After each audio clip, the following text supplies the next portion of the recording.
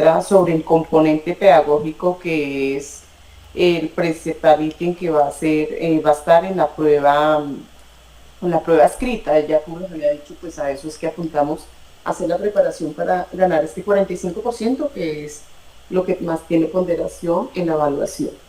Entonces, ¿qué me voy a centrar hoy? Ya habíamos hablado de aquí de las competencias que se van a abordar, pero quería ahondarles un poquito dentro de las líneas que está en la cartilla que presenta el concurso con la universidad, que está elaborando o que va a elaborar la prueba escrita.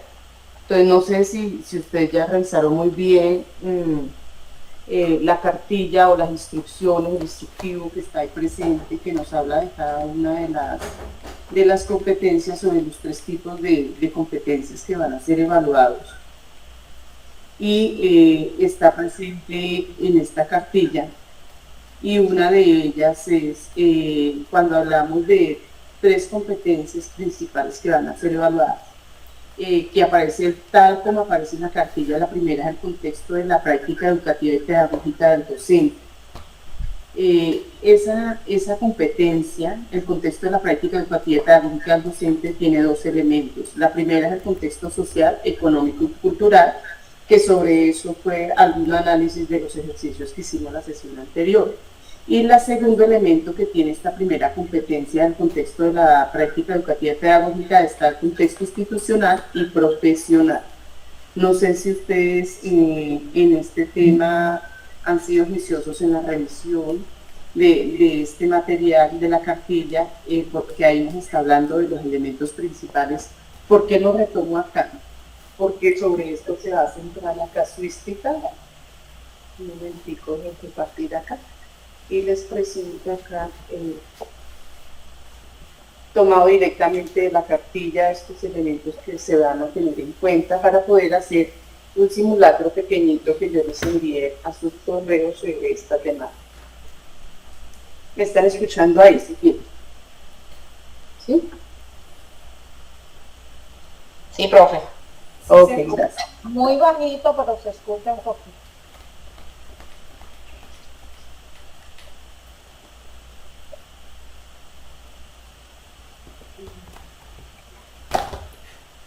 Un segundito, pues estoy compartiendo aquí nuevamente pantalla para poder hacer esto.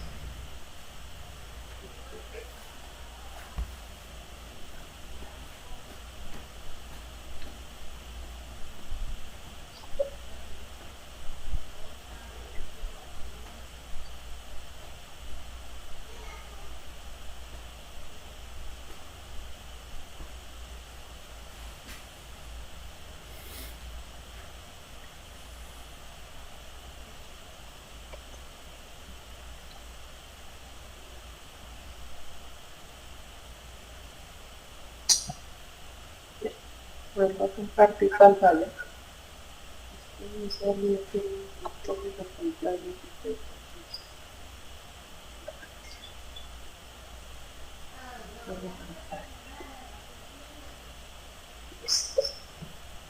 Ahora sí, vuelvo a la diapositiva. Entonces les estoy hablando de los tres componentes que son importantes que vamos a tener en cuenta para todo el tema de evaluación, casuística que se está manejando y que se va a ver evidenciado en la evaluación. Les estaba diciendo que la primera competencia se llama contexto de la práctica educativa y pedagógica del docente. Esto aplica docentes, directivos docentes, docente primaria, preescolar. Esta, como es transversal, es pedagógica. ¿Para qué les digo esto? Para que no se angustien, porque la evaluación, cuando es concurso de ascenso y reubicación, no va a estar centrada en su área de desempeño, va a estar centrado, como le digo, en todo el componente pedagógico, y estas son las competencias que cubre. Esto está dado cuando se hace la inscripción al concurso de ascenso. Esta cartilla que envía la universidad con los elementos, competencias y elementos a evaluar, esto es lo que vamos a centrarnos, y ahí está ubicada la casuística. ¿Tengo mucho retorno o ahí me están escuchando bien? Excelente. Ok, perfecto.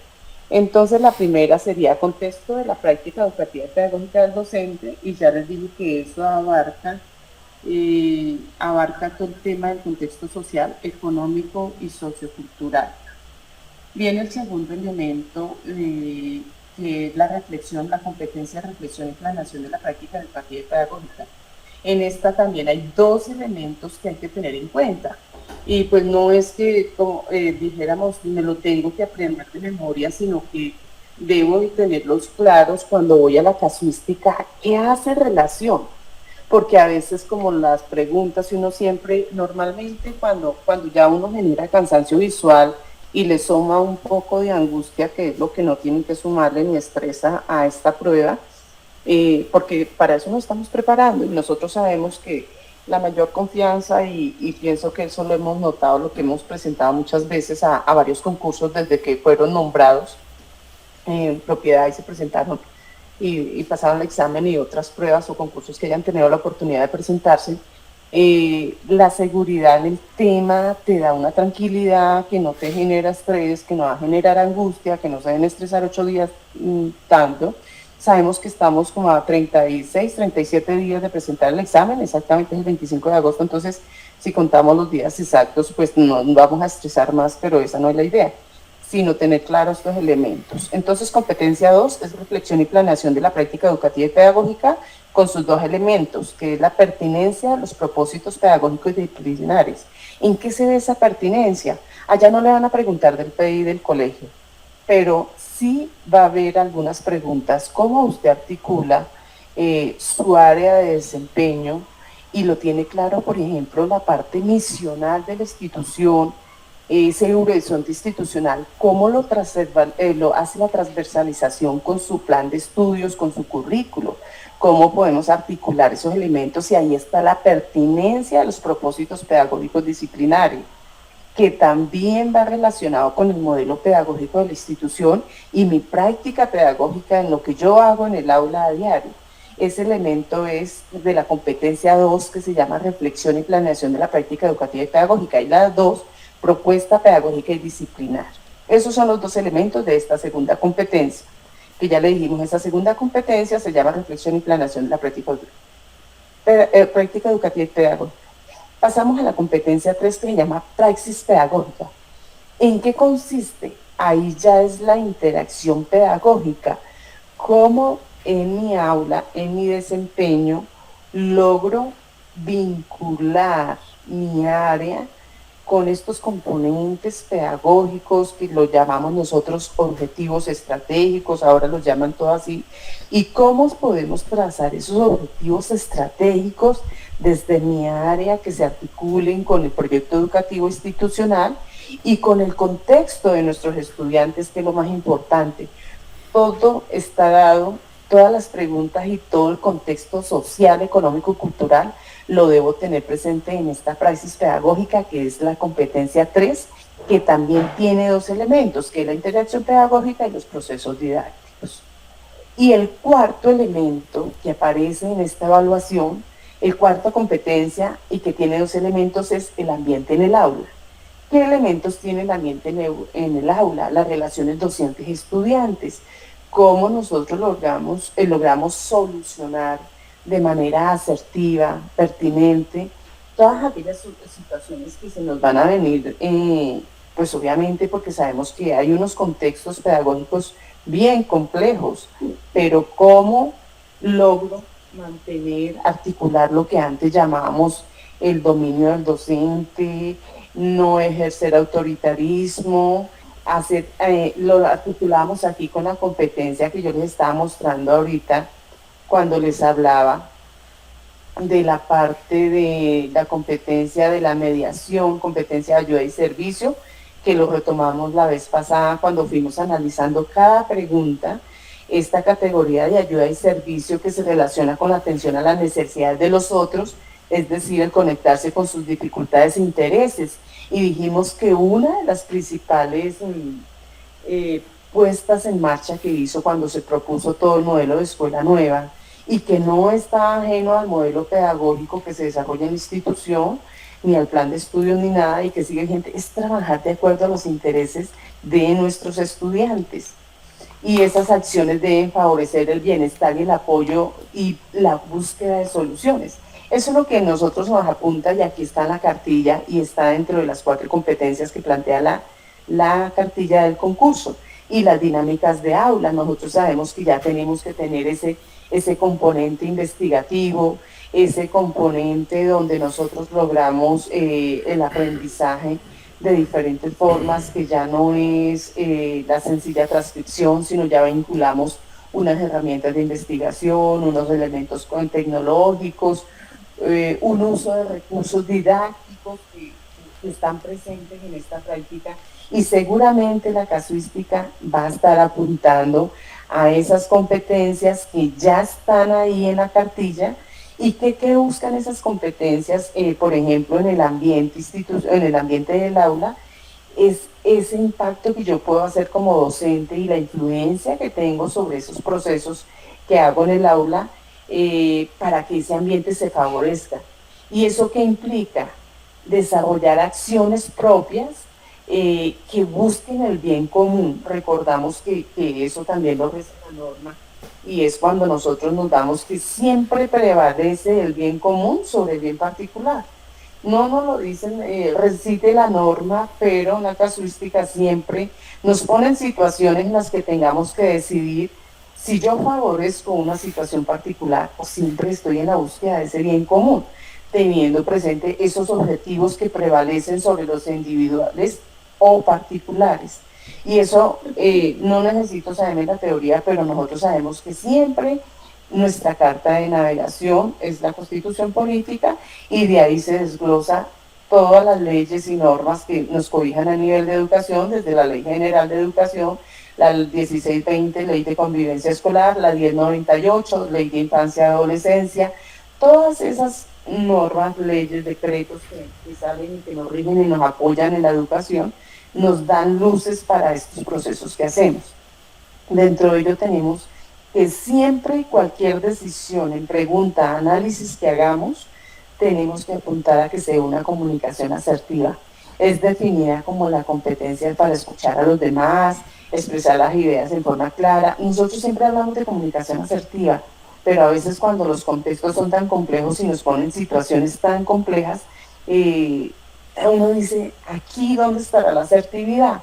Y es como ese lenguaje escrito o hablado logra generar respuestas oportunas y efectivas a esos interlocutores y buscar unos objetivos que beneficien a la comunidad educativa. Siempre lo estamos apoyando desde ahí, y de eso tiene mucho material las cartillas del MEN, que ha sacado sobre esta línea, que evidencian que se dé esa comunicación asertiva. Por ejemplo, cuando hablamos de comunicación asertiva, cuando voy a hacer un análisis de la pregunta, debo tener en cuenta estos 3 elementos. ¿Qué implica la comunicación asertiva? Un primer elemento es expresar argumentos de forma clara y respetuosa, utilizando el lenguaje verbal y no verbal. Reconocer que todas las personas están en igualdad de condiciones para expresarse en el acto comunicativo. Y tercero, escuchar con atención y comprender puntos de vista de los demás, demostrando tolerancia frente a las diferentes opiniones. Entonces yo pienso que ahí, con esos elementos que estamos retomando, vamos a empezar hoy, porque nos gusta más el análisis sobre los casos, y yo pienso que esto nos da unas herramientas muy buenas para poder avanzar. Pero hoy vamos a hacerlo así. Yo les compartí un gran contenido, pero sin embargo lo voy a compartir aquí a Martita y al chat, con el correo que les hice llegar, para que primero hagan 10 minutitos de manera individual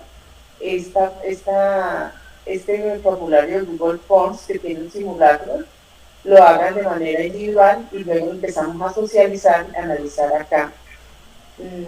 Yo lo envié a todos, pero voy a copiar esa acá, el link a la terminal.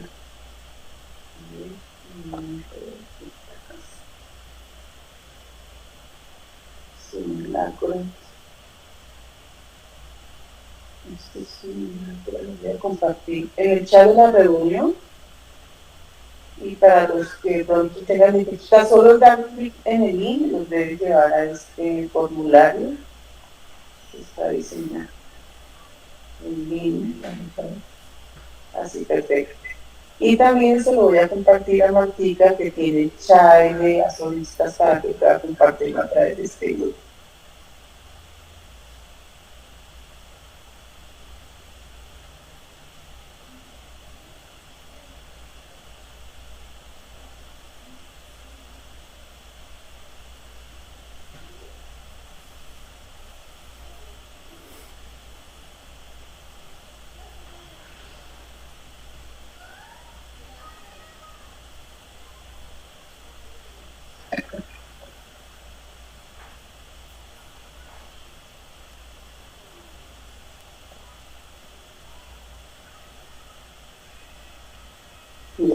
Yo pienso que ya les llegó el formulario que les acabo de compartir para que lo tengan ahí y puedan ingresar a él. Voy a darles unos minutos para que se tomen el tiempo, cada uno de ustedes, en entrar al formulario y revisarlo y contestarlo. Hacer un análisis ahí y ya empezamos a socializar mientras todos saben aquí por qué escogí esta respuesta, si es la adecuada o no, y a la luz de qué norma o de qué competencia me estoy direccionando para poder hacer el análisis. Entonces, Martica me dice si ya recibió ahí en el chat el link de la reunión.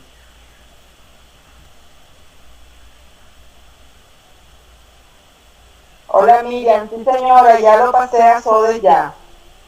Gracias, Martica. Estoy atenta, démosles un tiempito. 7:15 lo tenemos.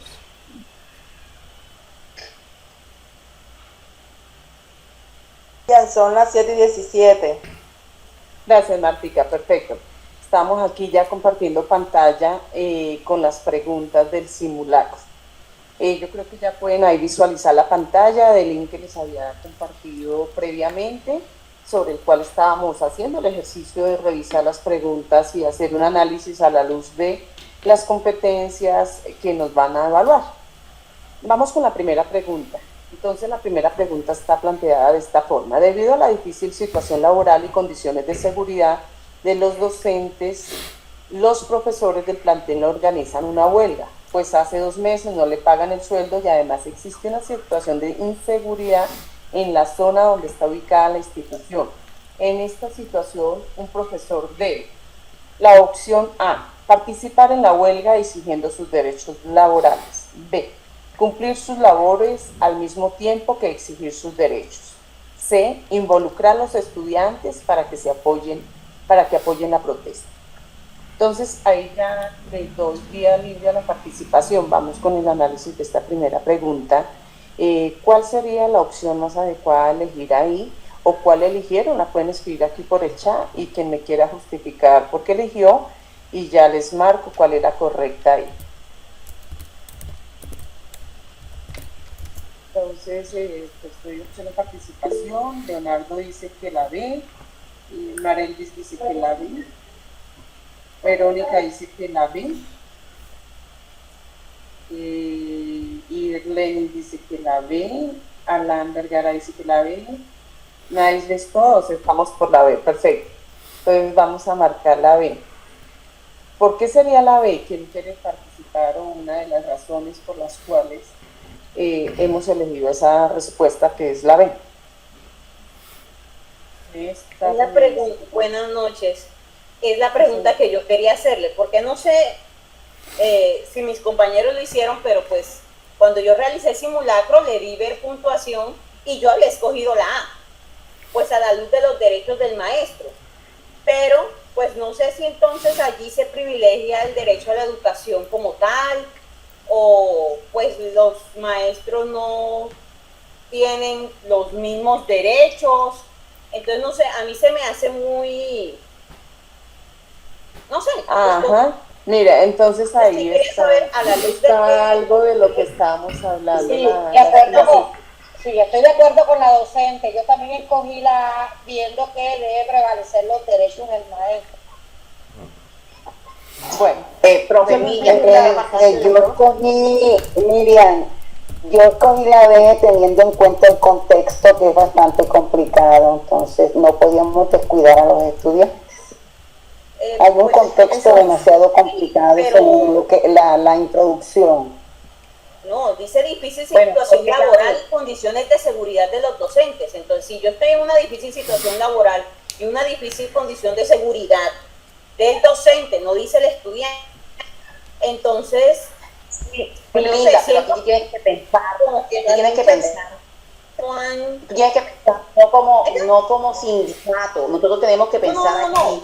Sí, obviamente, No, yo sé, no yo te tenemos que explico, pensar déjame que te como explico. sindicato, por eso Sí, estoy pero déjame que diciendo, yo te explico. Déjame que te a la explico. luz de que, sí, un momentico, déjeme yo termino, a la luz de qué ley, de qué decreto, pues prevalece entonces, o sea, básicamente es como si nosotros hubiésemos estado en desobediencia siempre que hacemos un paro entonces. No sé, me contradice la pregunta. Bueno, profe, usted tiene la razón porque nosotros como docentes, y lo sabemos, tenemos derecho a luchar por nuestros derechos, pero acuérdate que una de las cosas que yo les leí ahorita cuando empecé el contexto, le dije, recuerde que cualquier decisión que tomemos en nuestra institución, en nuestro contexto pedagógico, y que esto se relaciona directamente, el simulacro decía en el título, contexto de la práctica educativa y pedagógica, y le dijimos, en sí lo que nos van a evaluar, el ítem que le estamos apuntando a que nos vaya bien, es el componente pedagógico que vale ese 45% sobre este concurso de ascenso.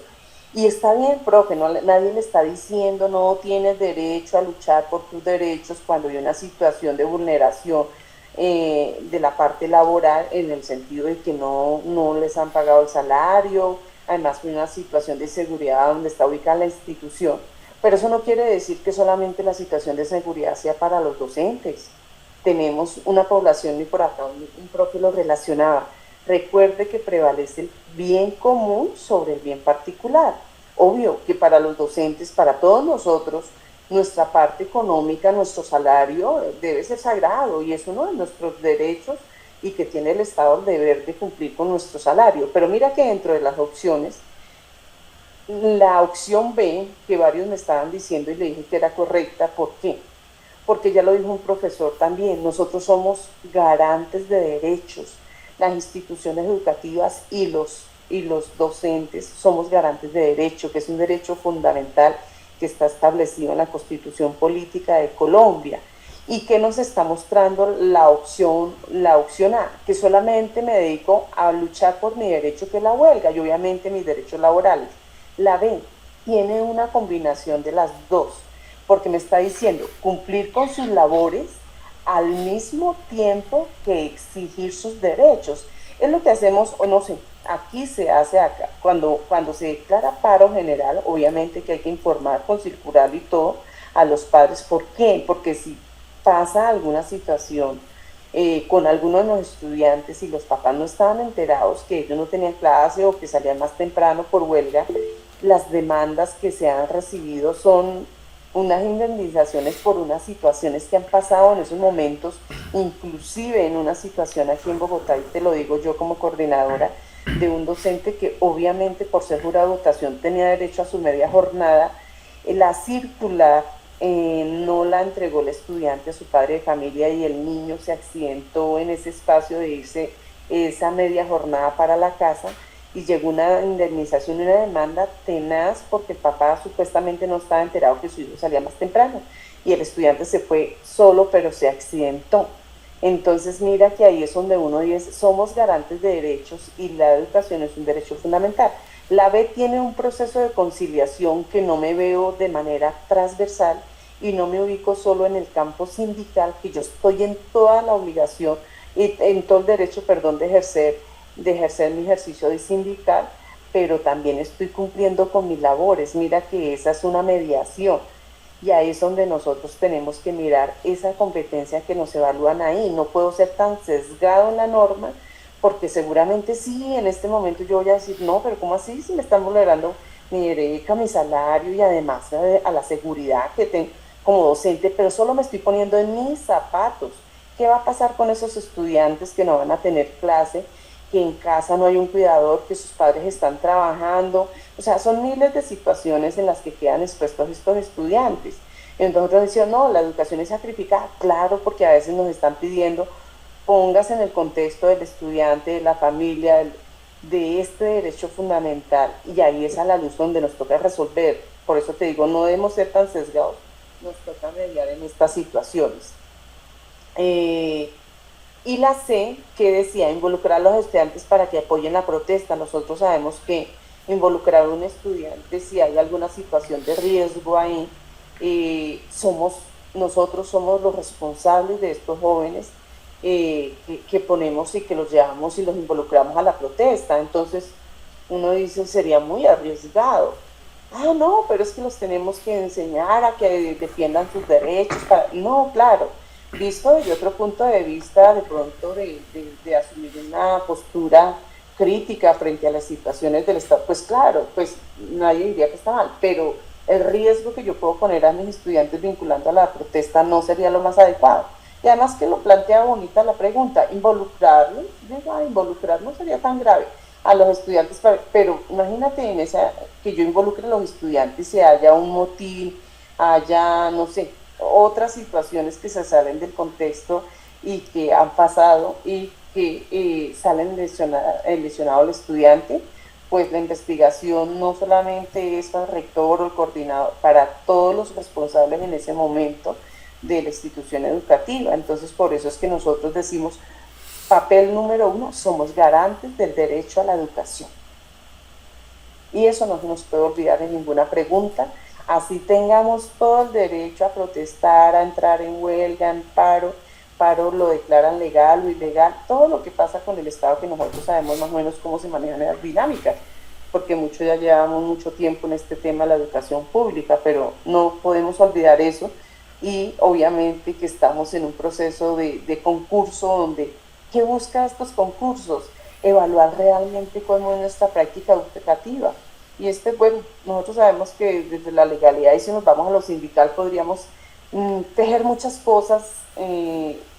¿Quién se inventó estos concursos de ascenso y a la luz de qué y cuál es la finalidad del gobierno y los que crearon el decreto 1278? Y eso es otra mirada, pero no nos podemos desgastar en eso. Entonces ahí es la B la correcta, porque estoy diciendo que voy a cumplir con mis labores y al mismo tiempo voy a exigir mis derechos. Eso implica una conciliación en la jornada, en los acuerdos que hacemos como institución, para yo poder cumplir mis labores, o sea, no dejarme abandonado mi trabajo, pero también tengo derecho a exigir mis derechos. O sea, es una pregunta conciliadora y esa es la respuesta aceptable. Miriam, en la parte final del planteamiento dice, y además existe una situación de inseguridad en las zonas donde está ubicada la institución, o sea que la inseguridad no es solamente para los maestros, es también para los estudiantes. Entonces hay que cumplir la labor, exacto, porque hay que propender por el bienestar de nuestros estudiantes. Total. Yo me iba a ir por la primera, pero después miré la parte de arriba y dije, no, esto es la B. Ese es el análisis, sí señora. Entonces, eso sería para la pregunta A1. Vamos a la 2. Un maestro al revisar los exámenes que realizó a un grupo de jóvenes en días anteriores se da cuenta que es la tercera vez que los resultados son similares. El 80% de ellos no pasó la prueba. Frente a esta situación, la mejor decisión que debe tomar el maestro es A. Reflexionar y buscar cambiar su forma de enseñar, pues quizá sus estudiantes no le comprenden. La B. Realizar exámenes orales para observar si así lo aprueban. Si así aprueban, perdón. C. Cambiar los tipos de preguntas para que los estudiantes las puedan responder.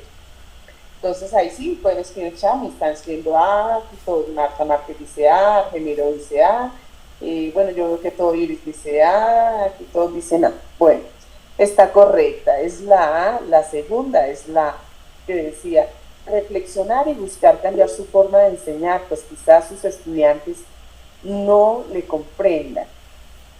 Estamos viendo que tenemos un porcentaje elevado, que los resultados, o sea, que le fue mal y que los resultados en todos le fue mal, más del 80%, no pasaron la prueba.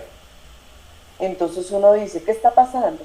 Pues bueno, uno analiza muchas cosas porque sí sabemos que en estos procesos pedagógicos y formativos, y sabemos que cuando la familia no se involucra, no hay acompañamiento en casa, cuando los estudiantes no tienen hábitos de estudio, X, Y y Z no tienen ni siquiera unas bases muy buenas de lectura, comprensiva, todo eso puede influir, pero ahí cuando hay un porcentaje tan elevado, ¿qué nos propende la pregunta?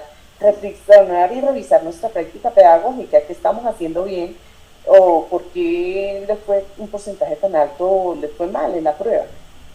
Por la B que decía, realizar exámenes orales para observar si lo aprueba.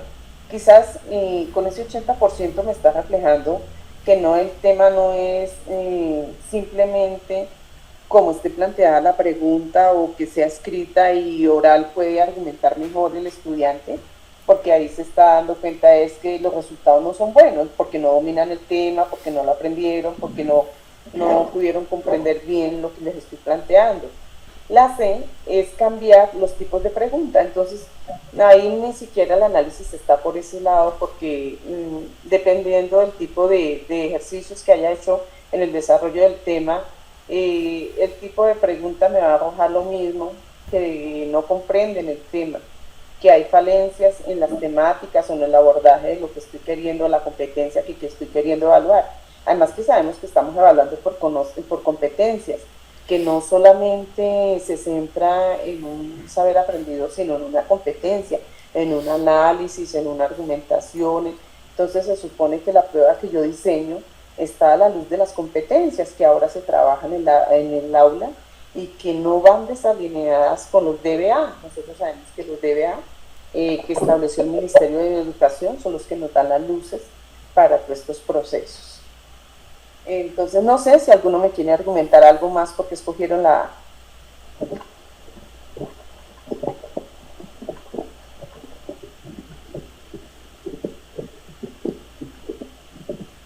¿Alguien tiene la mano levantada?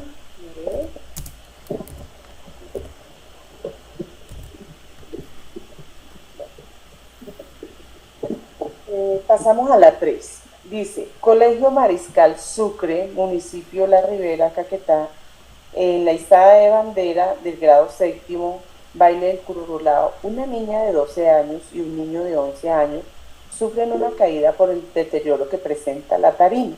Brota sangre de sus cabezas, el profesor Chávez, director del grado, acude a prestarle los primeros auxilios, pero por la gravedad de las heridas decide trasladarlos al hospital más cercano.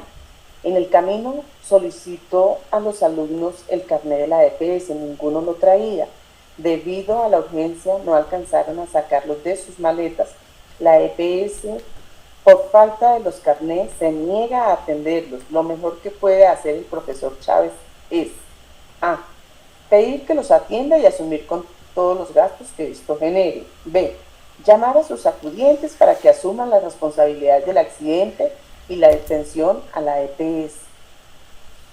C. Exigir a la EPS que los atienda o si no incurrirán en una falta grave por no atender a un menor. ¿Qué marcaron? Están diciendo la B.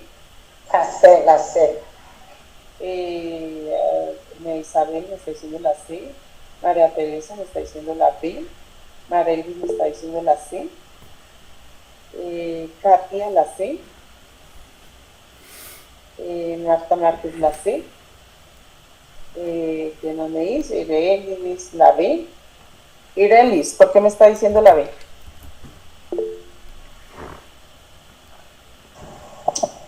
¿Por qué le digo la B?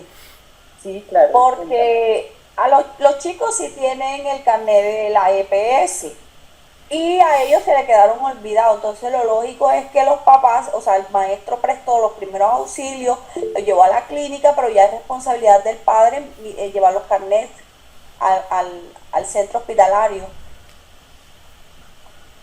Muy bien. Bueno, yo voy a hacer un análisis porque... Yo digo que no, porque la C es obligación de las EPS, de las IPS, atender la urgencia en cualquier clínica del país, en cualquier clínica que se presenten, y luego de ellos prestar los primeros auxilios a la persona. Entonces sí, ya se procede a buscar la papelería. En ese momento la clínica, el hospital tiene la obligación de atender a los estudiantes. Si no tengan el carnet, lo atienden y después se soluciona el problema de los carnets. más tratándose que son menores de edad. Así es. Pero recuerden que tienen que tener en cuenta el actuar en ese momento del docente, no lo que es legal. Ojo con eso. Es qué haría el docente en ese momento. En ese momento lo único que uno puede hacer después de prestarle los primeros auxilios es inmediatamente avisarle al padre de familia para que se haga presente y se siga el debido proceso. Claro, porque hay que tener en cuenta que la IPS no quiere atender al estudiante, ya. Entonces nosotros como docentes podemos exigirle a la clínica que sí es su obligación y que hay una ley y es un derecho de que nosotros se nos preste los primeros auxilios en cualquier clínica, en cualquier hospital del país. Luego, ya que se soluciona que él tenga que llevarlo y todas estas cosas.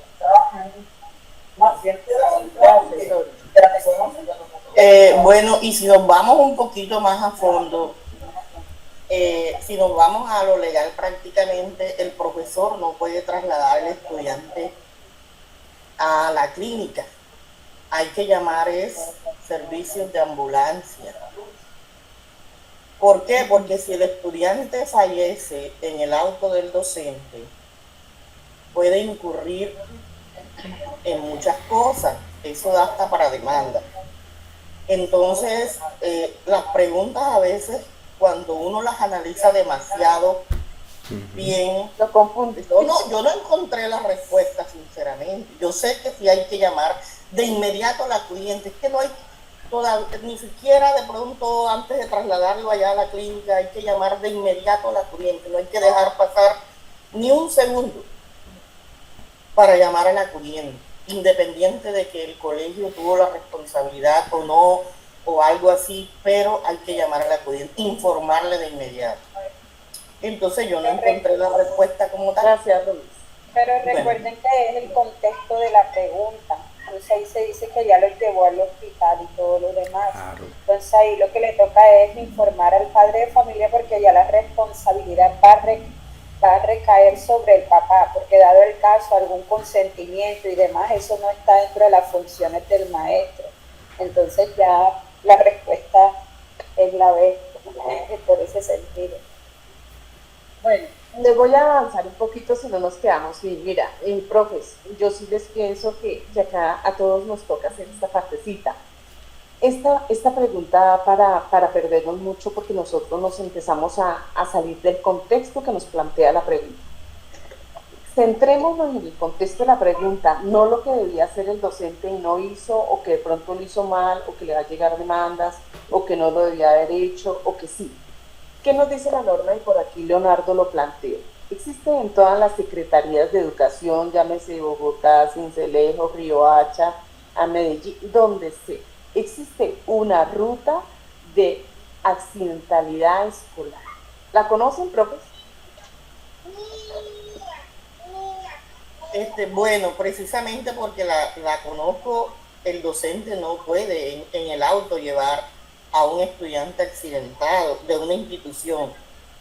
Hay que llamar inmediatamente, si hay que llamar a estamentos, llámense policía, infancia, adolescencia o lo que sea, porque de pronto alguna circunstancia, y me preocupa porque también tienen que saber plantear las preguntas. Y si el niño le está muriendo. Ajá. Y hay que llamar. No se dejen sesgar. Una inquietud No, ahí. pero a nosotros nos explicaron eso. Allá fueron a capacitarnos sobre esa parte. Por eso lo expreso. Si se muere. No, pero profe, yo quiero que sí, pero no podemos. No podemos sesgarnos con respecto a la respuesta. Llamó a la corriente, llamó al padre de familia, llamó a los que son competentes en este sentido. ¿Ya? Bueno, allá nos fueron a orientar. Una inquietud ahí o algo para analizar. ¿Me escuchan? Sí, profe, sí. Que en ese contexto nosotros tenemos problemas de señal por aquí en estas ciudades que son capitales. que son unos pueblos grandes. Y en ese contexto de esa pregunta, yo enseguida me imaginé que ahí la señal de cobertura para llamadas va a ser una situación compleja. Entiendo la apuesta que hace el compañero Leonardo y además Seño, pero ¿qué haces si no te puedes comunicar vas a dejar que el muchacho se muera ahí y si dice que está sangrando, tenga hemorragia? ¿Qué hace? Pero eso sería otra extrapolación, ¿ya? Eso sería como otra cuestión de ponerle más peros al asunto.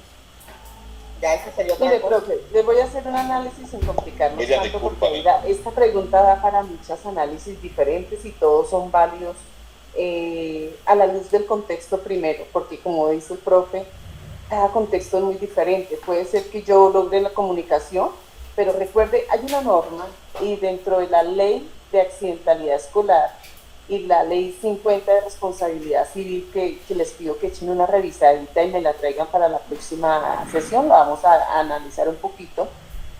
Y es la ley de responsabilidad civil nos dice que los primeros respondientes somos nosotros, el docente, el coordinador, el que está ahí donde sucedió la situación, el accidente escolar. Somos los primeros respondientes. ¿Y qué tenemos que prestar en ese momento como primeros respondientes? Es los auxilios, el auxilio que sea necesario y es garantizando pues que el estudiante no se le deteriore su salud o no se le pierdan sus signos vitales debido al accidente que tiene en ese momento. Y obviamente que ahí no podemos olvidar lo que está diciendo la profe Doris y la profe que me decía, pues son tantas las variantes que yo no sé qué hacer, no sé qué contestar acá. Pero como te digo, nos vamos a la luz de la ley de accidentalidad escolar y primeros respondientes. ¿Qué nos compete a nosotros? La primera, pedir que atiendan y asumir todos los gastos, no, esa sí no es. Esa sí no es porque eso no lo dice la ley de accidentalidad escolar. Normalmente la ley de accidentalidad escolar, todas las secretarías tienen unos convenios con los hospitales de primero o segundo nivel más cercanos para que haya esa atención. Por descarte la primera la saco, porque tampoco como docente nos compete pagar gastos y esto además, porque no, la prioridad es que los atiendan, sí, pero eso no nos compete a nosotros. La C, que es exigir que la EPS atienda. Mira, nosotros no somos entes regentes de los debidos procesos en salud, eso ya está reglamentado. Así la EPS ponga resistencia que no los va a atender, ellos saben que están incurriendo porque los menores de edad, y en este caso la ley se les exige una atención. Nosotros no nos debemos desgastar en la A porque no nos compete pagar gastos que no son. Y la C, en desgastarle a hacer entender al funcionario de la EPS que tal vez por desconocimiento no quiera prestarles el servicio o atender a ese menor.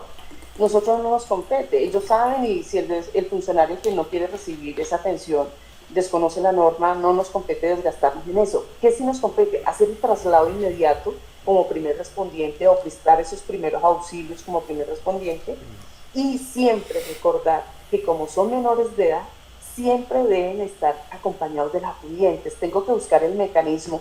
Mientras yo desplazo al estudiante al sitio de atención, llegue ahí el acudiente, el representante de ese menor de edad.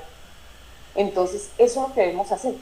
¿Y eso dónde lo dice? La ley de accidentalidad escolar y las normas de la ley 50 de responsabilidad civil que nos llama primeros respondientes. Nos cataloga, nos empatiza, nos hace sentir esa norma de primer respondiente. ¿Y que yo tengo que garantizar? Eso, que el estudiante tenga una atención inmediata a esa situación, a ese accidente que ocurrió. Eso es. Entonces, por descarte, yo sí pienso que aquí debemos descartar, porque yo digo, a veces uno se confunde, pero no podemos aquí entrar ni desgastarnos en el momento de la evaluación, porque vas a perder tiempo pensando si ese profesor Chávez lo van a empapelar después por haberlo llevado en el carro, porque si se muere. No, yo tengo como primer respondiente buscar que haya una atención y ya. No me tengo que desgastar con la EPS porque ellos lo saben. Que el funcionario no lo conozca, eso es otra cosa. Y entonces ahí es donde la correcta, ya lo había dicho una profe, que es la B, porque nosotros, y ya la ha visto la profesora también, que cuando un menor está en riesgo, hay una situación de accidente, riesgo, nos compete que haya la atención oportuna a ese menor de edad para garantizarle su mínimo vital. Entonces ahí podemos desgastarnos mucho, pero eso es lo que hay que hacer. Y la cuarta, que dice, la maestra observa sistemáticamente que Juanita de 5 años no juega con sus compañeros en la hora de recreo. Ante la situación... Disculpe, señora Miriam, ¿cuál es la 3 al fin? La B. Yo le dije que por descarte la A no, porque no nos compete pagar los gastos que genere un accidente escolar y eso no está establecido en la ruta de accidentabilidad escolar ni tampoco como primeros respondientes. Por eso les digo que revisemos esas dos normas. Y la C, obligar a la EPS a que lo atienda, no. Puede ser que el funcionario desconozca la norma y se ponga la negativa de atender al menor, pero no es función nuestra porque él está incurriendo ahí en una falta. Lo que sí nos compete es siempre que ese menor de edad esté acompañado de un acudiente. Mientras yo hago el traslado, el acudiente ya debe llegar al sitio de atención.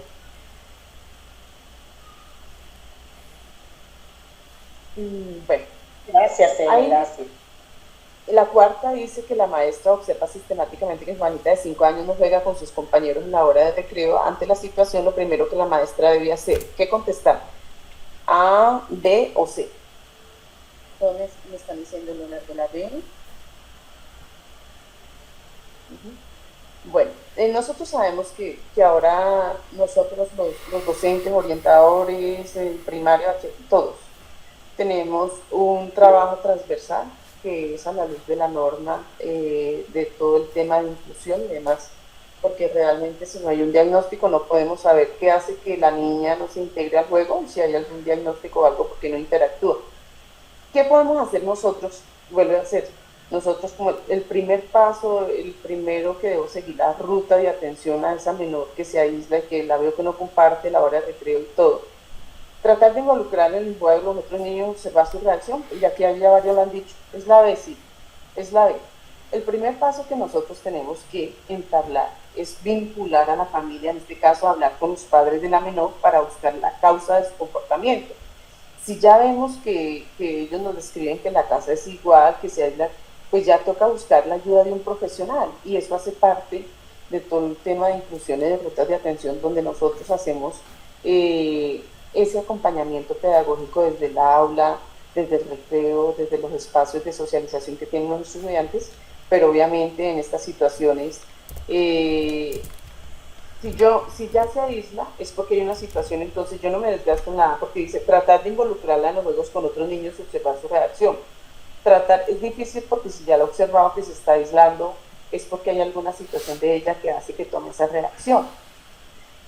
La B porque es la acertada, que dice que voy a hablar con los padres y acercarme a los padres para mirar y analizar su comportamiento y ahí es donde empiezo a hacer una ruta de atención de esa menor de edad. Pasar más tiempo con la niña para conocerla mejor. De pronto no es tema de tiempo, sino es un tema de que ella no socializa, no interactúa, no comparte. Entonces, de pronto el tema de que yo trato de acercarme, estar más tiempo cerca a la niña, pues de pronto no puedo solucionarlo ese tema.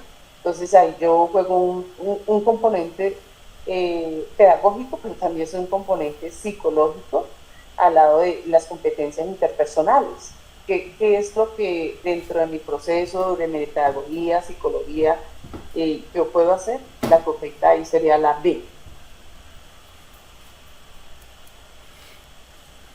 Y vamos a la última, donde dice los docentes y directivos de una institución educativa se encuentran estructurando la propuesta educativa para responder con mayor pertinencia a los diferentes ritmos de aprendizaje de los estudiantes. Ellos evidencian que los fundamentos de la escuela nueva son acordes con estos intereses de la institución. En esta medida identifican que deben definir los principios para seleccionar sus recursos y metodologías didácticas, como por ejemplo, A. Privilegiar métodos experimentales acordes con los intereses de los estudiantes. B. Definir procedimientos para la elaboración continua de los contenidos teóricos. C. Asumir prácticas de la activación de las ideas previas de los estudiantes. Y D. Utilizar ejercicios que implican el desarrollo de procesos demostrativos. Ya me están contestando aquí todos, la Miriam, ya todos están mentiros, Guariris. Bueno, yo veo aquí María Teresa, todos me dicen es correcto, es la. Porque es ya lo habíamos hecho un análisis que la escuela nueva y entre los procesos transversales que manejamos, uno de los principales objetivos, el eje central, es los procesos que nosotros desarrollemos deben ir a la luz de los intereses de los estudiantes. Entonces ahí ya estaríamos dando respuesta en cuanto al proceso. Ahí ya estaríamos dando respuesta a esta pregunta. Entonces, yo pienso que hoy les dejo hasta acá, ya ver la puntuación del simulacro. Les voy a compartir otro material un poquito más avanzado. Mire, podemos ver que... Ay, disculpe, señor, ¿cuál es la 5? La 5 dijimos que la correcta era la A porque ya la habíamos analizado en otra situación de escuela nueva, que la escuela nueva propende por responder a los intereses de los estudiantes, y en esa línea está planteada la pregunta. Es la quinta es la A.